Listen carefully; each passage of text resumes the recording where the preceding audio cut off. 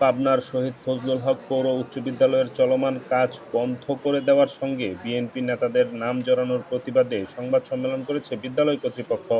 বুধবার দুপুরে বিদ্যালয়ের সম্মেলন কক্ষে অনুষ্ঠিত এক সংবাদ সম্মেলনে বিদ্যালয়ের প্রধান শিক্ষক আবুল কালাম আজাদ জানান, শেখ হাসিনা সরকার পরিবর্তনের পরের দিন কাজের ঠিকাদার, জেলা স্বেচ্ছাসেবক লীগের সহসভাপতি ও বৈষম্য বিরোধী ছাত্র আন্দোলনের পাবনার 2 শিক্ষার্থী হত্যা মামলার অন্যতম আসামি আব্দুল আজিজ পালিয়ে গেলে কাজটি সম্পূর্ণ অনিশ্চয়তা দেখা দেয়। এ অবস্থায় অজ্ঞাত কতিপয় কিছু ব্যক্তি এসে চলমান উন্নয়ন কাজ বন্ধ রাখতে বলে। এই কাজের বন্ধের সঙ্গে কোনো রাজনৈতিক সম্পৃক্ততা নেই।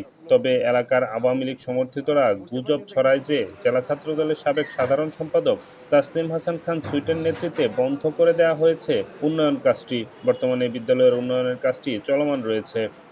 পাবনা জেলা ছাত্রদলের সাবেক সাধারণ সম্পাদক তসলিম হাসান খান সুইট ও তার সমর্থকদের বিরুদ্ধে বিদ্যালয়ের নির্মাণ কাজ বন্ধের হুমকির অভিযোগ আনা হয়েছে।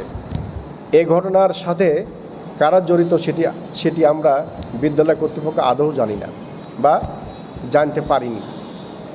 অথচ আমাদের বরাত দিয়ে প্রকাশিত সংবাদে একজন রাজনৈতিক নেতা ও তার সমর্থকদের অভিযুক্ত করা হয়েছে, যেটি আমাদের জন্য বিব্রতকর।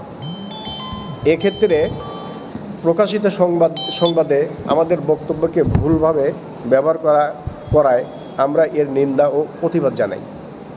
একই সাথে বিদ্যালয়ের নির্মাণ কাজে বিঘ্ন সৃষ্টির সাথে আসল জড়িতদের শাস্তির দাবি জানাই।